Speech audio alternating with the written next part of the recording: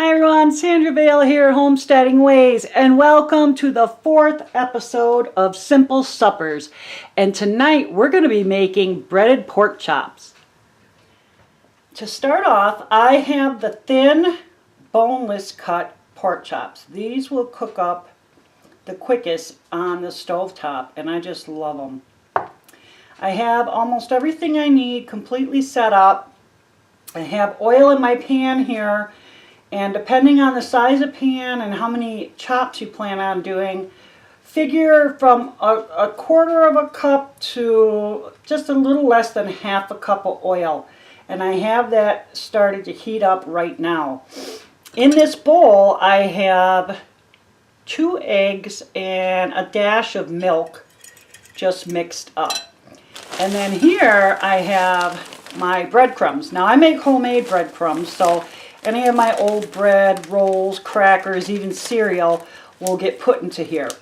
So these are plain. So I'm going to add my spices to them right now. And I'd say this is probably, geez, I don't know, between 2 or 3 cups of breadcrumbs. So if you already bought your season, then you don't have to worry about this extra step. But I'm just going to put in some garlic powder here. And I'd say, I'll put better measurements down in the description box, but this is about a half a teaspoon to a teaspoon of garlic powder. I have onion powder, and we're going to do a little less of that. It tends to be a little more strong. Some oregano, and then some paprika.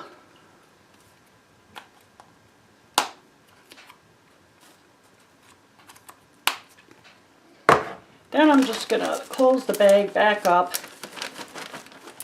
and get that all mixed up. Now, like I said, my oil is heating, but it's on a very low heat because you don't want it too warm so that it starts smoking on you. But you need it heated up well enough, because if your oil isn't hot enough when you first put your items in it, then those first couple of pieces are going to take a long time to brown up, and they're probably going to taste really greasy. So make sure your oil gets warm enough, but not to the point of smoking. Okay. So now I will turn my heat up a little bit. And we can get rid of this fork.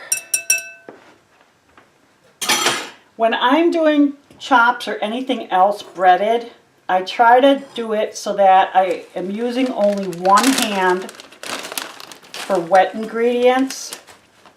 So I'll take this, put it in the egg, want it really good, get some of that extra off, and then just drop it in the bag. And I'll do 2 of these at a time.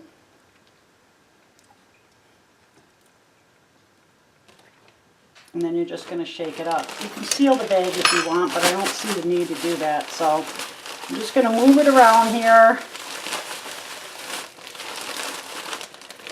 Make sure they're well coated.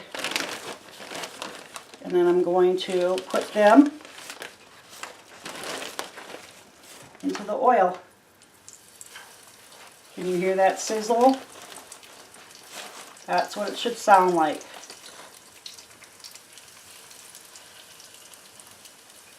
Now, to keep this a simple supper, our side dishes are super simple. I have sweet potatoes baking right now.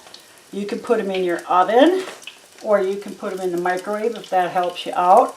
I actually have mine sitting on top of the wood burner. So it's free for me to cook them. So that works great.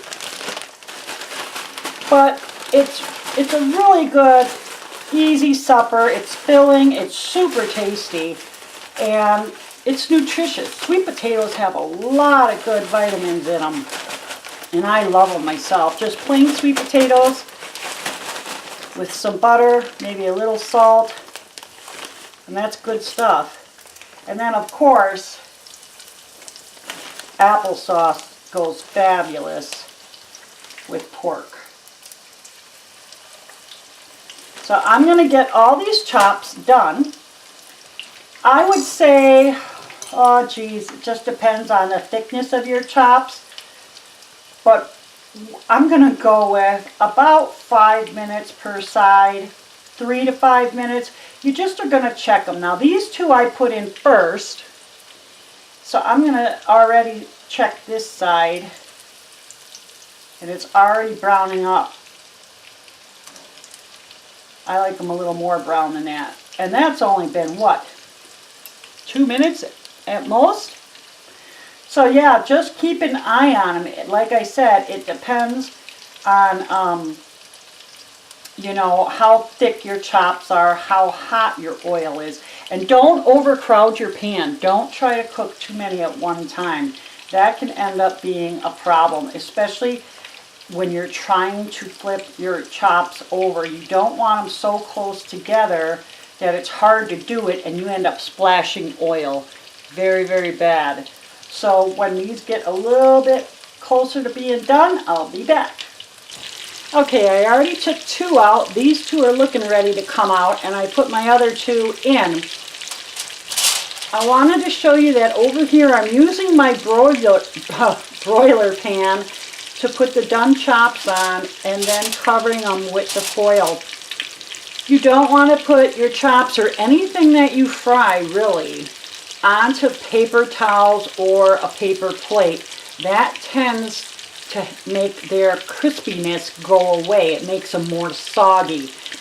And so if you have, let's say racks even for cookies, you could put these on there with a plate underneath or something to help catch any of the grease coming off. But so far it has been 3 to 4 minutes each side with these pork chops. And so I actually have more to cook than what you see here. I like to buy extra because Paul loves taking these on bread for sandwiches for work. So I like to cook up some extras. Plus we like to eat a lot of them too. So I'm going to finish up my batch there. And just know that as you're cooking, some of your oil is going to need to be replaced. And if that's the case, I have plenty here. But if you do need to add some oil, just turn off your heat for a minute there and add a little bit of oil slowly. Try not to add any more than you actually need. Okay, they are done. I have my cinnamon applesauce nice and warm and sitting ready. The sweet potatoes are finished, and I can't wait to dig in. I hope you guys try these pork chops. They are wonderful. Let me know if you make your own pork chops, if you fry them or how do you do them. I've done stuffed in the oven before, and those are really good too. But anyhow, thanks for watching. I appreciate it. Thumbs up if you liked the video, and subscribe. That would be great too. It was nice talking to you. And you take care.